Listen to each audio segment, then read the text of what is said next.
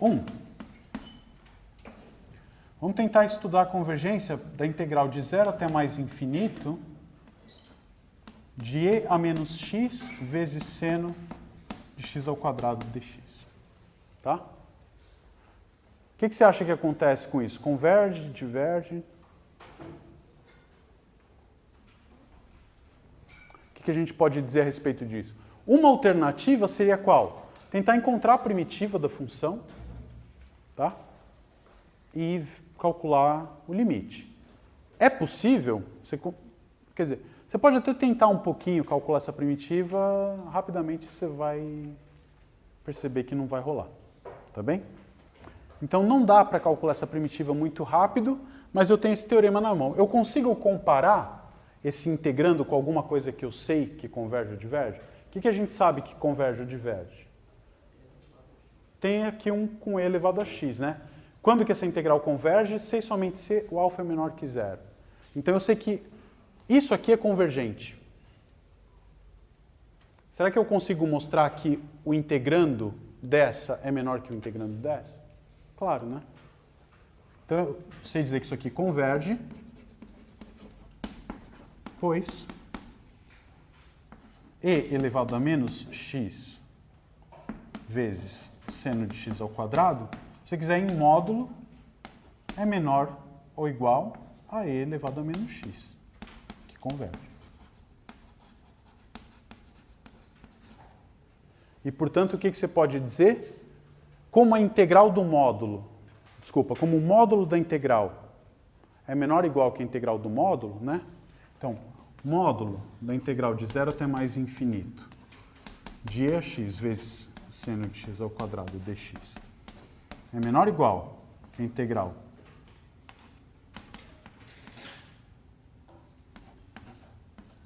a gente fez essa conta uma vez, aqui menos, né? Seno de x quadrado dx, e a gente sabe que essa aqui é convergente.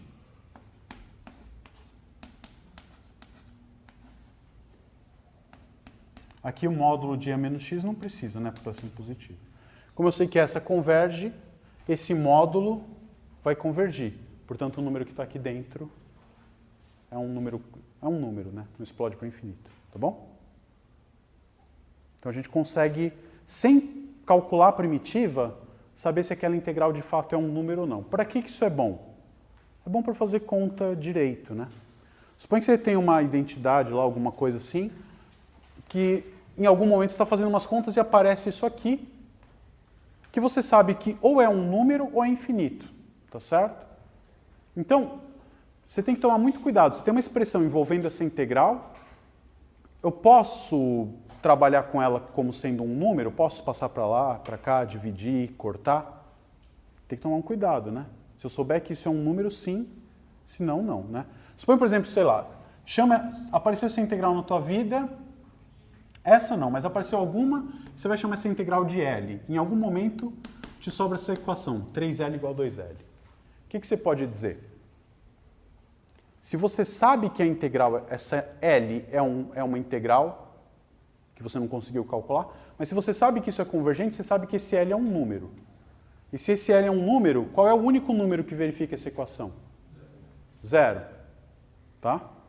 Se você não viu se esse treco é convergente e faz a conta pensando, né, como se fosse um número, se você olha para isso aqui e sabe que L pertence a R, isso te implica que o L é igual a 0, né? Tá bom? Agora, se esse L é dado por uma integral e por acaso essa integral é divergente, o que acontece? Não dá para dizer que o L é 0, né? Dizer que ela é divergente quer dizer o quê? Que ela era infinito ou menos infinito. Então tem que tomar muito cuidado, tá bom? Quer dizer, você conclui que o L é 0 se você sabe que a integral converge. Se não converge, você está concluindo que uma coisa que era infinito deu 0. Isso, se você estiver fazendo alguma coisa séria, deve dar algum problema bem grave, né? Errou por infinito só. 2. Vamos pegar, suponha que você precisa calcular a primitiva de x ao cubo sobre x à quarta mais 3 dx. Tá? Eu quero saber se isso converge ou diverge. Tá? Nesse caso, se você pensar um pouquinho, você consegue calcular a primitiva, não consegue? Chama de u o que está no denominador, tá bom? A derivada vai ser um 4x3 que está quase bom lá em cima. Então daria para calcular essa primitiva. Mas se você está com preguiça, alguma coisa assim, como é que faz para você dizer se essa integral converge ou diverge sem precisar calcular a primitiva? Pensa um pouquinho, assim, bem intuitivamente, se olhar para isso, você acha que converge ou diverge? Sem fazer nenhuma conta. Deu polêmica. Quem falou que acha que converge? Por que você acha que converge? Porque o denominador está crescendo mais rápido do que o numerador. Está crescendo mais rápido que o denominador. Ok. Esse aqui, o 1 sobre x, o denominador também cresce mais rápido que o denominador e explode para o infinito, né? Então, não basta só olhar se cresce, é importante comparar como ambos crescem, né? E aí, isso é o que, quando você pensa desse jeito, você tem vontade de chutar que isso aqui diverge. Por quê? Qual é a diferença entre os expoentes do numerador e denominador? É 1, né? De algum jeito, isso aí tem uma cara de 1 sobre x. E se tem uma cara de 1 sobre x, dá para chutar que ela diverge, tá certo? Então, como é que a gente pode fazer isso? Tem muitas coisas que você pode fazer e algumas delas dão meio errado, né? Por exemplo, eu poderia tentar escrever essa coisa, divide em cima e embaixo por x ao cubo, tá? Se você dividir em cima e embaixo por x ao cubo, você vai ficar com uma coisa do tipo 1 sobre x mais 3 sobre x ao cubo, tá certo? Essa expressão é equivalente a essa, não é? O que dá para concluir a partir disso? O x é maior do que 1, tá? Portanto, essa quantidade aqui é positiva, né? Se essa quantidade é positiva, o denominador é maior do que x, e, portanto, isso aqui é menor do que 1 sobre x. Tá certa essa afirmação? Tá. Né? Esse cara aqui é positivo, eu estou somando uma quantidade positiva nesse denominador, então vai dar menor. Tá certo isso? Resolve meu problema? Não. Por quê? Porque eu concluí que o meu integrando é menor do que 1 sobre x. Ah, então ela é menor do que uma que diverge. Menor do que uma que diverge, podia continuar divergindo. Então eu falei, olha, você está abaixo de uma que explode. Você podia continuar explodindo. Exemplo, o 1 sobre x está abaixo do 1 sobre raiz de x, que explode nesse intervalo. E o 1 sobre x também vai para o infinito. Tá? Diga. Se você x a quarta menos 3, aí se você x a quarta menos 3, aí é um outro problema, né? Aí você ia ter uma coisa diferente, porque nesse intervalo, com aquele sinal de menos, você ia concluir que o denominador é maior, e aí ia dar certinho.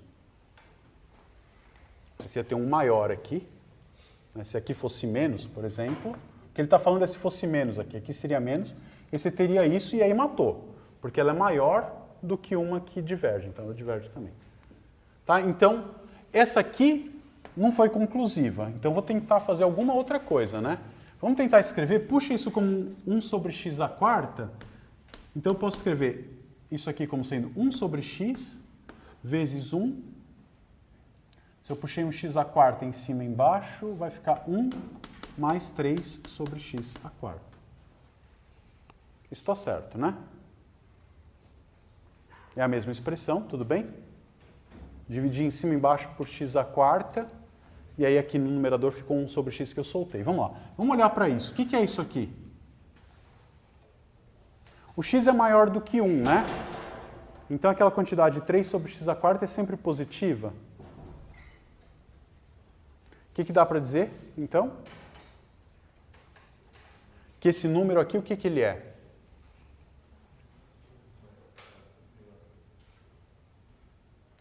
Conforme o x aumenta, o que eu posso dizer? 3 sobre x à quarta é o quê? É sempre positivo, portanto o denominador é sempre maior do que 2. Portanto, o denominador é... Dá para limitar por 1/4, não? Deixa eu ver.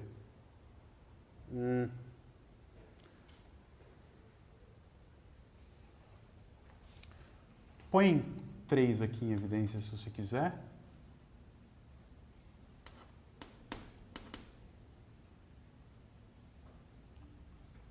Ixi, peraí, deixa eu ver.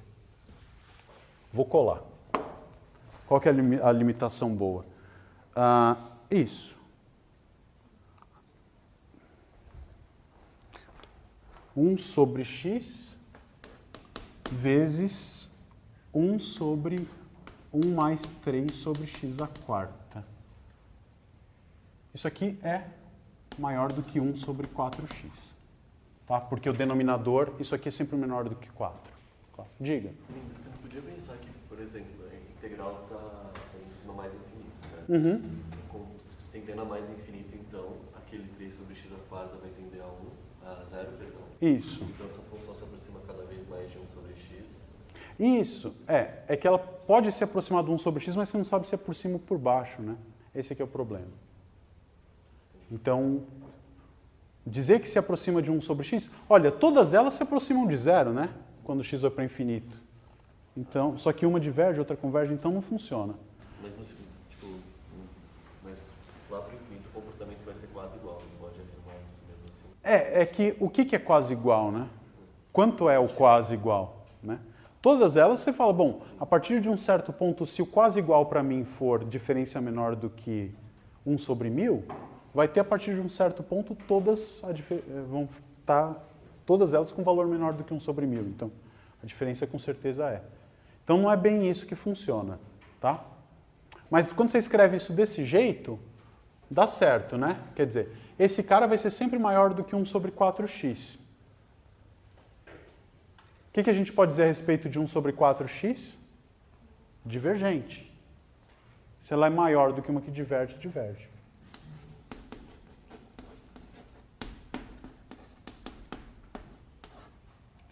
x3 sobre x4 mais 3 é maior do que 1 sobre 4x. Tá? Isto. Muito bem. Deixa. Então ela é uma função divergente. Vamos passar para o próximo tópico. Tá, você vai estudar bastante esse tipo de coisa, é bom essas majorações e tal. No cálculo 4 vai aparecer bastante para você estudar convergência de séries. Tá? Vai precisar bastante. Ok, deixa eu só fazer um último tópico do curso, que acho que é legal, que a gente viu que tem várias funções que você não consegue calcular a primitiva. Você sabe que a primitiva existe, mas você não consegue calcular. O exemplo clássico, e elevado a x quadrado. Tá? Então, o que a gente pode fazer para tentar calcular a área embaixo de um gráfico de uma função que você não determina a primitiva, né? A gente pode aproximar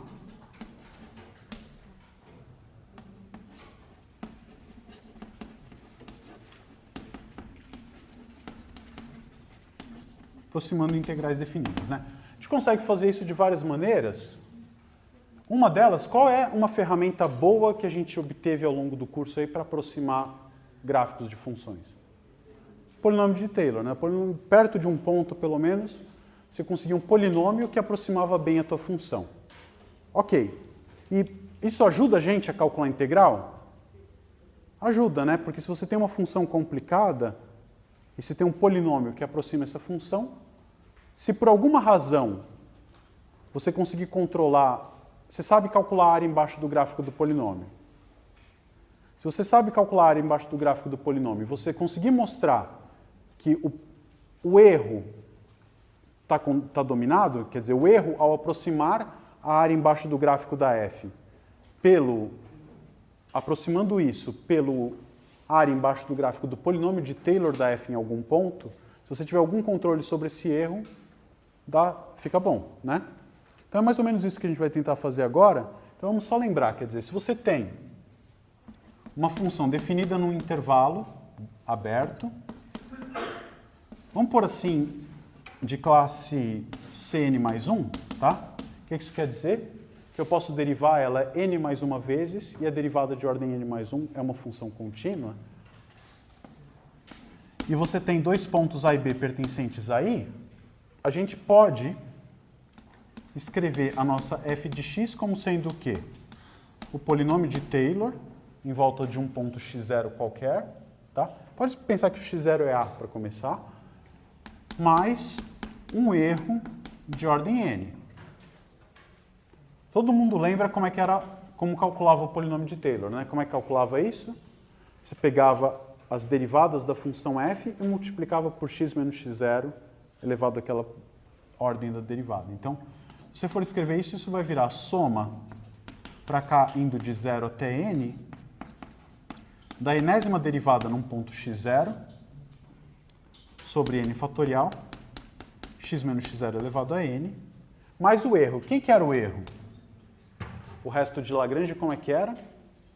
Era a derivada de ordem n mais 1 em algum ponto x barra era algum número entre x0 e x, dividido por n mais 1 fatorial, vezes x menos x0 elevado a n mais 1. Tá? Então tem uma igualdade entre duas funções, né? Eu consigo escrever EAF como um polinômio mais alguma coisa. Tá? Então isso implica para a gente o quê? Que se você for calcular a integral de a até b de f de x dx, eu posso escrever isso como sendo a integral de a até b do polinômio de Taylor mais a integral do resto. Tá? Isso aqui é razoável? Isso aqui é integrável? Eu posso pensar que é uma função integrável? O polinômio é, com certeza. Por que isso aqui é uma função integrável com certeza? Eu peguei com folga a hipótese de que a função era de classe Cn mais 1. Então, esse cara aqui é uma função contínua. Lembrando que o x barra depende do x. Tá? Isso aqui dá um integrando contínuo. Ou se você quiser pensar de outra maneira, essa é integrável, isso é integrável, então isso aqui também tem que ser. E a integral desse é a diferença dos dois. Tá? Então, vale essa fórmula. Mais a integral de a até b de en de x dx. Tá? Se você passar para o lado de lá, o que você conclui? Que a diferença entre a área embaixo do gráfico da f e a área embaixo do gráfico do polinômio de Taylor é a área embaixo do gráfico da função erro. Se esse erro for pequeno, você espera que essa área seja pequena e, portanto, esse cara vai ser uma boa aproximação para essa quantidade. Tá? Vamos tentar escrever por extenso algumas coisas. Como é que fica aquilo ali?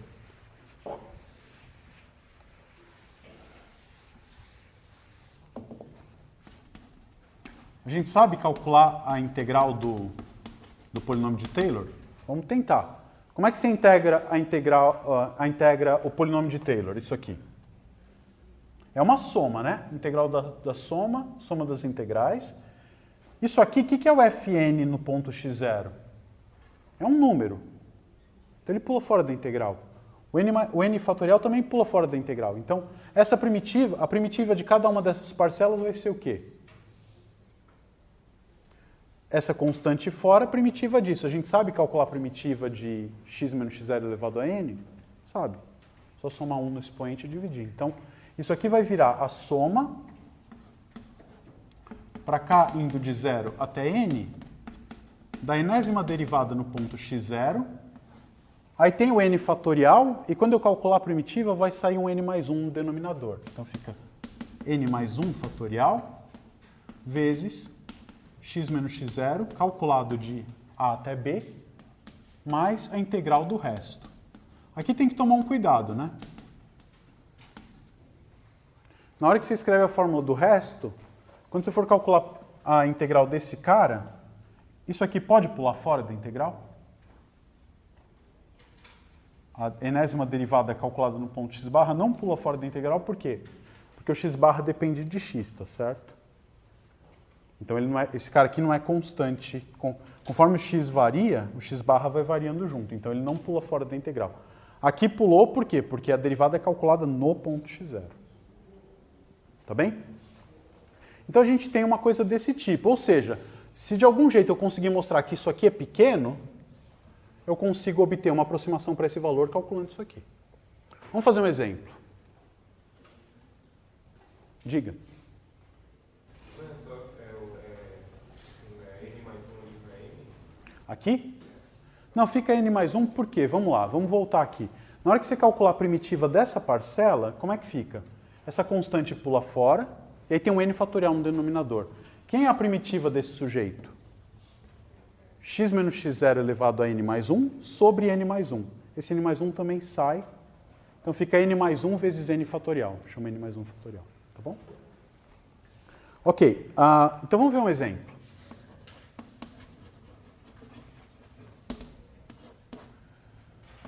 Eu quero tentar descobrir quanto que é a área embaixo da função e(x² de 0 até 1 com precisão 10 a menos 5. Tá certo? Precisão 10 a menos 5. Como é que eu vou fazer isso? O que quer dizer essa coisa? Que eu quero que a diferença entre o valor exato e o valor aproximado seja menor do que 10 a menos 5. Ou seja, eu quero que isso aqui, eu quero descobrir qual é o n que torna esse número menor do que 10 a menos 5. Então vamos lá. A gente lembra como era o polinômio de Taylor do e elevado a x?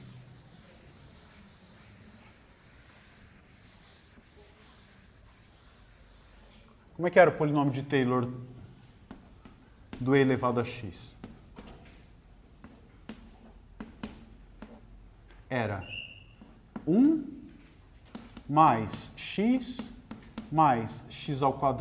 sobre 2 fatorial xan sobre n fatorial. Não era isso?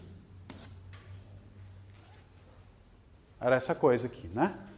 Então, o valor da função menos o polinômio de Taylor, a gente viu que em módulo era menor do que o erro. Quem que é o erro nesse caso? Vamos escrever aqui rapidinho. Vai ser e elevado a x barra sobre n mais 1 fatorial, tá certo? X elevado a n mais 1, certo? Qual é o intervalo de variação do meu x? Como eu estou interessado em calcular a integral de 0 até 1, o x varia de 0 até 1 e, portanto, esse carinha aqui, quanto que é? E elevado a x barra é com certeza um número... x barra está entre 0 e 1, então isso aqui é no máximo 3, né? Então esse cara aqui é no máximo 3, n mais 1 fatorial, x elevado a n mais 1, tá? Eu quero calcular o polinômio, eu quero calcular a integral de e elevado a x ou de e elevado a x ao quadrado? E elevado a x ao quadrado, né? Então, tem uma coisa aqui, como é que a gente pode fazer esse cara... Se eu sei o polinômio do e elevado a x, como é que eu calculo o polinômio do e elevado a x ao quadrado? Formalmente, o que você teria que fazer? Calcular as derivadas de e elevado a x ao quadrado, né? Agora, vamos pensar. O x está variando de 0 até 1. De 0 até 1, você concorda que x ao quadrado é menor do que x? E para todo x entre 0 e 1, ou melhor, para todo y entre 0 e 1, existe um x tal que x ao quadrado é igual a y? Então, você deixa eu trocar o x por x ao quadrado em toda essa fórmula?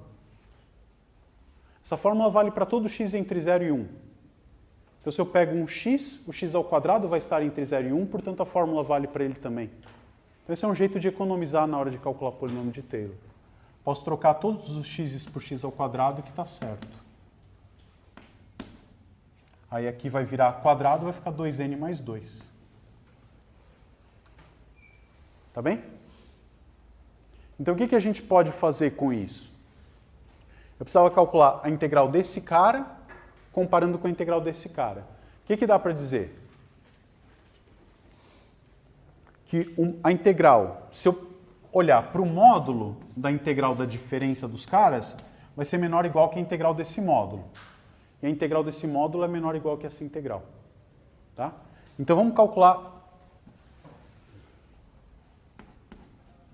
Então, esse aqui seria o erro de ordem 2n de x.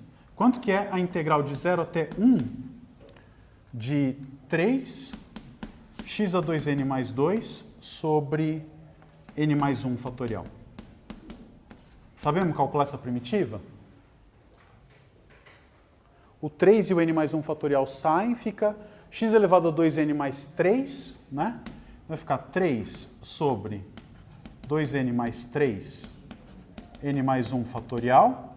E esse cara é x elevado a n mais 3 de 0 até 1. Dá isso aí mesmo, tá bom? E o que eu queria? Que esse cara fosse menor do que 10 à quinta, não menor ou igual. Tá bom? O que eu posso fazer então? Descobrir o valor do n. Tá? Vai chutando, eu já fiz essa conta, tá? Isso vai te dar que o n tem que ser pelo menos 7. Ou seja, se eu quiser obter uma aproximação para esse valor com o polinômio de Taylor da exponencial centrada na origem, eu vou ter que calcular até o n igual a 7, que nesse caso vai me dar um polinômio de grau 14. Tá? Então o que a gente pode dizer... Eu fiz todas essas contas aí, tá? A integral de 0 até 1 de e elevado a x ao quadrado dx, eu posso dizer que é aproximadamente a integral de 0 até 1 do p14x, tá? Polinômio de Taylor de grau 14 do e elevado a x ao quadrado dx. E esse aproximadamente quer dizer o quê? Que a diferença entre esses valores está depois da quinta casa decimal. Tá? Sabemos calcular isso aqui? Sim. Quanto que é o p14? Tem que escrever, né? 1 mais x quadrado, x à quarta sobre 2 fatorial, x à sexta sobre 3 fatorial, x oitava sobre 4 fatorial, x à décima sobre 5 fatorial, x a 12 sobre 6 fatorial, x a 14 sobre 7 fatorial dx. A gente sabe calcular a primitiva de cada um desses. Soma 1 no expoente e divide pelo novo expoente. Então, quanto que vai dar? A primitiva desse cara é x. X de 0 até 1 dá 1. Primitiva desse, x ao cubo sobre 3. De 0 até 1, 1 terço. Primitiva desse, x à quinta sobre 5 vezes 2 fatorial. 1 sobre 10. Esse, x à sétima sobre 7 vezes 3 fatorial. 7 vezes 3 fatorial dá 42. 1 sobre 42. X à nona sobre 9 vezes 4 fatorial. 9 vezes 24, 216. X a 11 sobre 11 vezes 5 fatorial. 1.200 mais 120, 1.320. 1 sobre 1.320. X a 13 sobre 13 vezes 6 fatorial. Aí eu fiz a conta aqui, tá? É 9.360. E x a 15 sobre 15 vezes 7 fatorial, eu fiz também, dá 75.600.